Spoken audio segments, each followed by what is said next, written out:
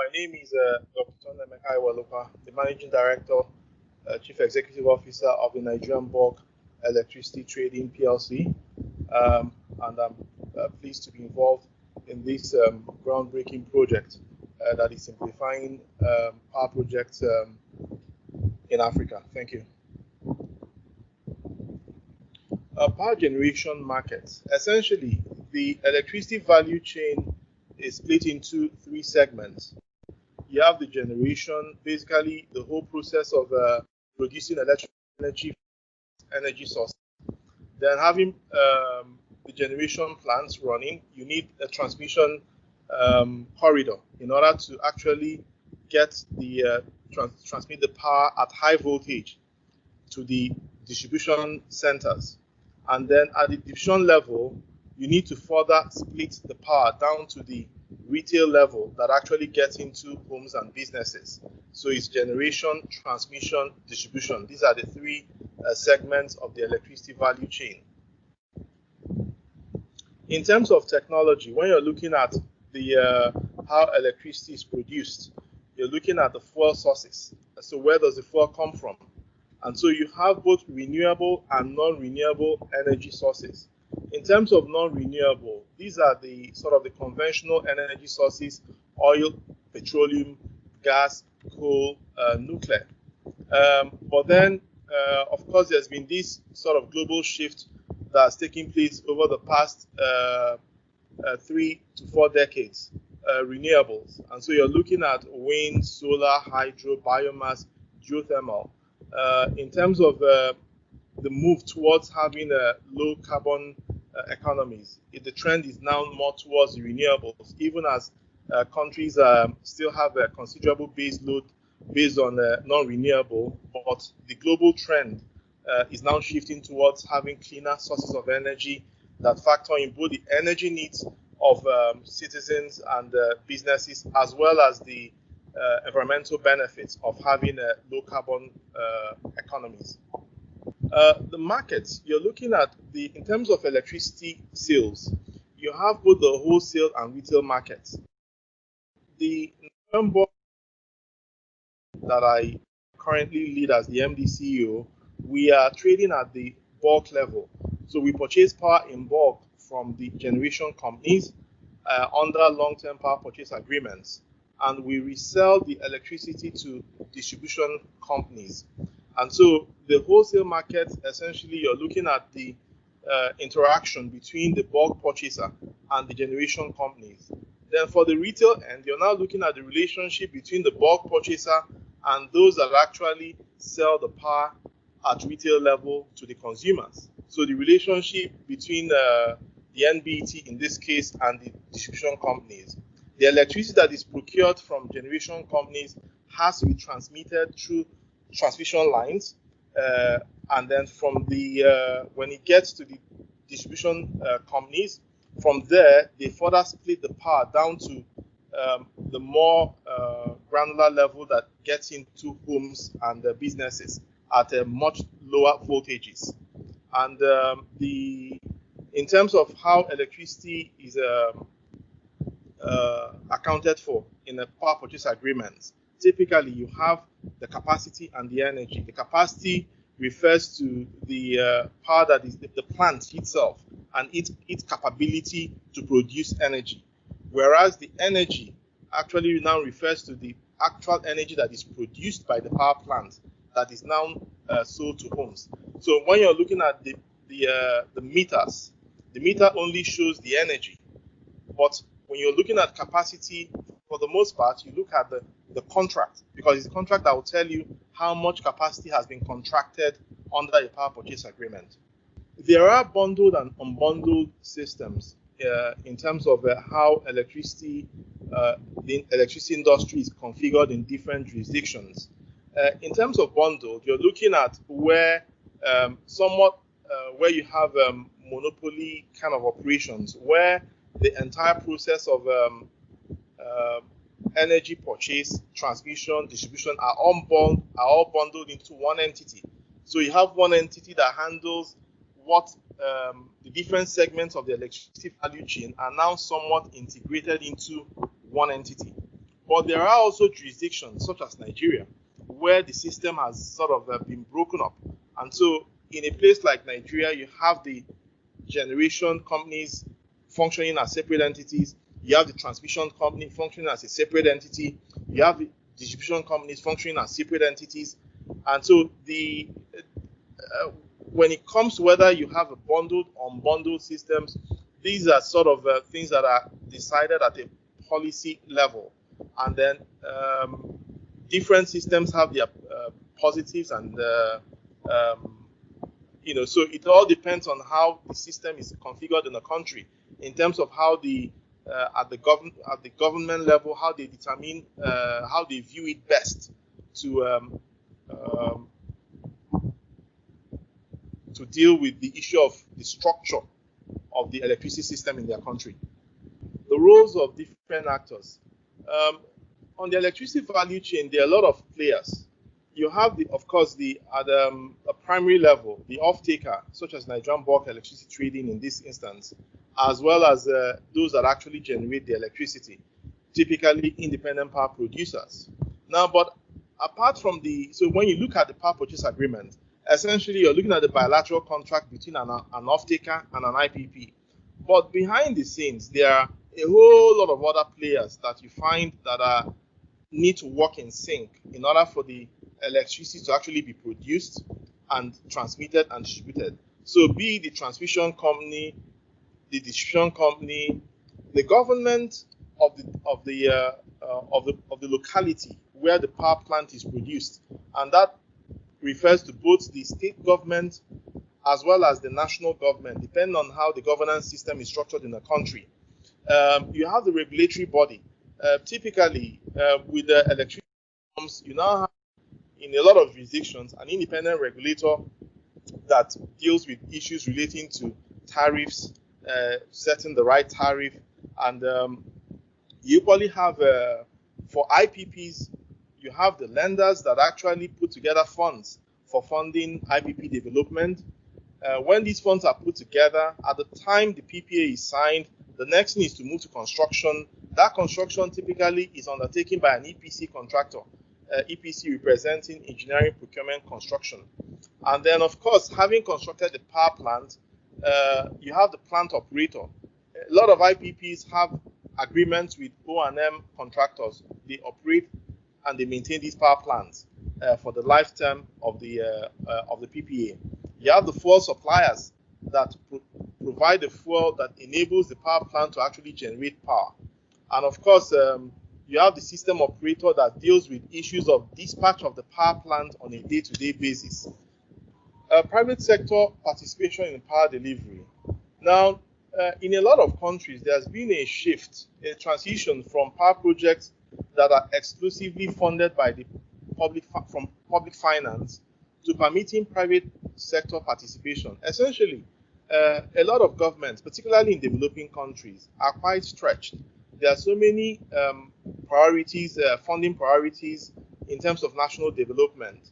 And so there's been a sort of a recognition that if government could phase in private sector participation in power generation particularly, then it kind of frees up the funds from that area for government to invest in some other areas of developmental priority. Now, private companies certainly would want to derive some kind of profit as a basis for getting into a particular business in terms of their return on investment. It is now, of course, for the government to ensure that the PPA is structured in a way that delivers value to both parties. The private party builds a power plant that adds to the generation capacity of a country, and the private party that does that receives some kind of return on investment. For the government, there's also the addition of new megawatts to the system. In that way, helping the government to achieve its goal of increasing meeting the energy demands of the citizens. And of course, for the government, it's also about ensuring that electricity is procured at a price that is reasonably competitive. And for the private developer particularly, the PPA is what ensures that there is some kind of stability in terms of its financial outlook in getting into this project. It costs a lot to build a power plant, and because it costs a lot to build a power plant, and typically the amortization of the loan can take up to 2 decades, it is then very critical to ensure that the PPA itself, being the contract that regulates the relationship between the IPP and the off-taker, that it's a very an agreement that is carefully negotiated such that it meets the interests of both parties in ensuring that the contract continues to deliver value over what sometimes stretches up to 20 years. In opening the door for private investment, particularly in the electricity sector, there are a number of considerations that every government must factor in. Yes, without a PPA, it may be challenging to attract private investment in generation. But having said that, even with the PPA, there are a number of other elements that are critical from a sort of a planning point of view that a government needs to factor in when it wants to open up the door to private investment in electricity. First of all, it's important to have a stable and predictable legal and policy framework. Like I mentioned earlier, the amortization period for the loans that you use in building a power plant can take up to 20 years. Now, because of that, any investor would be very wary of instability in the legal and policy framework, because as much as possible, it's important to have a stable and predictable legal and policy environment so that it makes for planning. You can plan that this power plant will be built and can actually produce power on a stable basis over a long-term period. Even for the government, it also makes for ability to plan clearly, not just for electricity, but for other elements of development that revolve around electricity. Demand analysis is very important, and transmission system planning. Essentially, this speaks to being sure that the electricity you're procuring can actually be transmitted and distributed.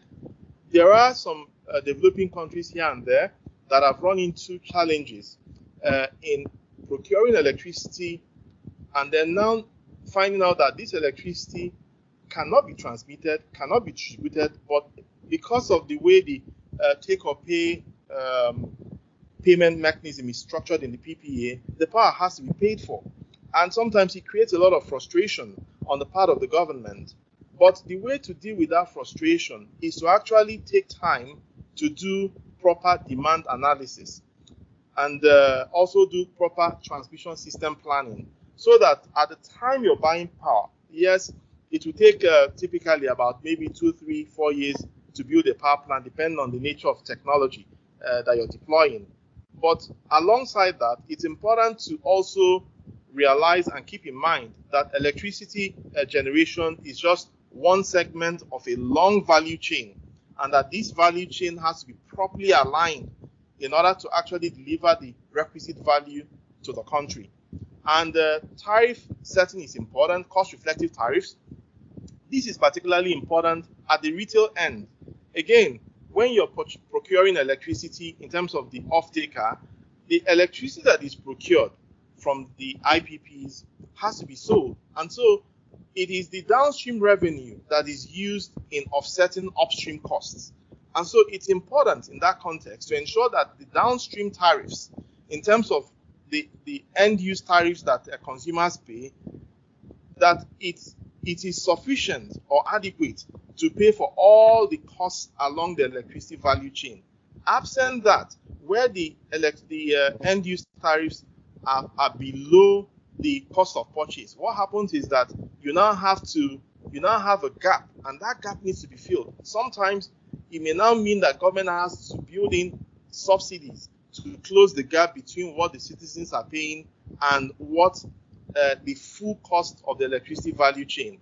And for governments, particularly in developing countries that are already stretched in terms of developmental priorities, funding that subsidy can actually be a challenge. So it's important to spend some time, particularly for the regulator, to actually get the downstream tariffs right. Metering is very critical. Metering is critical both from the point of view of properly accounting for every megawatt that flows through the system, but secondly, and perhaps even more importantly, metering is important for giving consumers the confidence that the electricity they are paying for is actually what they have used.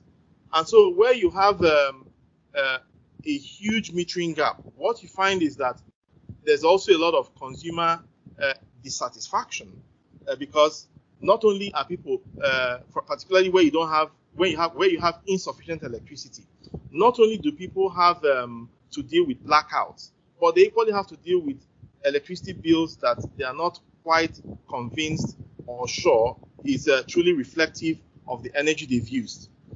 The independent regulator is very, very critical because the independent regulator, particularly in a system where the electricity industry has been liberalized, is a regulator that gives confidence both to the investor in terms of the IPP as well as the consumers that there is some fairness. The electricity consumers want a tariff that, in their view, is not exploitative. The developer wants a tariff that reasonably reflects the cost of production plus some reasonable margin of return. And so it is the regulator that balances that does that careful balancing act between the expectations of the power producer and the expectations of the power consumers. A stable macroeconomic outlook is very, very important to the smooth implementation of a PPA because the things like the rate of inflation, exchange rate, these are variables that can seriously have impact on the cost of electricity. Where the exchange rate is not well managed, where inflation is going out of is extraordinarily high and ticking up in a country, it creates a lot of problems because what you have is that the increasingly it will be challenging for the consumers to pay for the electricity, particularly where there's a goal to make that electricity cost reflective. Increasingly, there would also be a challenge on the part of the bulk purchaser, like Nigerian Bulk Electricity Trading, to actually pay the generation companies because these indices, inflation, exchange rate, particularly, they can really impact on the tariff and need to be sort of on a broader national level. It's important to keep an eye on those indices and ensure that at a countrywide level that these macroeconomic variables are well controlled. The procurement of electricity. The procurement, how electricity is procured particularly by an off-taker, typically you have two broad methods. You have direct negotiation where essentially you have a one-on-one engagement with different developers that are looking to build independent power projects. But you can also do it by competitive tender. Now, broadly, the more competitive the tender is, the better in terms of price discovery. Direct negotiation oftentimes is sort of the first step for an off-taker that is trying to sort of get into power procurement. But the best practice ultimately is to transition to competitive tender, where you run tenders that particularly where they are well-defined, where it's a well-structured tender, you have real price discovery. You'll get the best offers. You have a much broader framework for procuring the electricity. And a properly conducted international competitive tender It's an effective tool for using competition to achieve a progressive reduction in cost of energy. In climes where they have done competitive tender a couple of rounds, what you find is that with each round, you continue to perfect the art of procuring electricity. And that there's also increased transparency in the power market, because with direct negotiation, oftentimes you may have people that have some concerns about whether the everything is fully transparent. Obviously, with a competitive tender, that sort of concern completely goes away because everything is clear for everybody to see. But like I said, oftentimes it is more of a journey from starting with direct negotiation and then gradually phasing in competitive tender as the market matures. Environmental and social considerations are critical in power projects. Essentially, yes, a country wants to procure electricity to satisfy the energy needs of the citizens, and private investors in power projects equally want to build power projects that supply that electricity and also meet their bottom line of having some return on investment. But in the course of satisfying these needs of both the procuring entity and the investor, there are critical considerations that have to do with the environment. Essentially, it's about what I would call sustainable procurement. Sustainable procurement being procurement that takes on board the environmental implications of the electricity that is going to be produced. Sometimes it's about environmental implications of actually building a power plant, the land where you're going to build the power plant. Is there a need for resettlement of people living on the power plant? The possible impact on the environment, the vegetation, water sources, water quality. These are all the things that go into planning for planning a power project. And that is why oftentimes an off-taker, such as NBT, would insist that as part of the documentation for a new power project, there must be an environmental impact assessment, and alongside, as evidence of that, the requisite certificate needs to be issued by the government entity that is responsible for overseeing environmental impact assessment. There are also social considerations, things tied to workers' rights, the community, resettlement, gender equity. The more a power project is aligned with the environmental expectations of a country, as well as the social considerations, the more that power project stands is viewed as a positive project in the country, is viewed favorably both nationally and internationally. And so because it shows that for the IPP, it's not making profit at all costs. For the government, it's not achieving development at all costs. It shows that both for the government and for the IPP, that there is some careful thinking around the other broader implications of a power project. Thank you very much. I appreciate this opportunity for taking the presentation, and I thank you, all of you, for listening.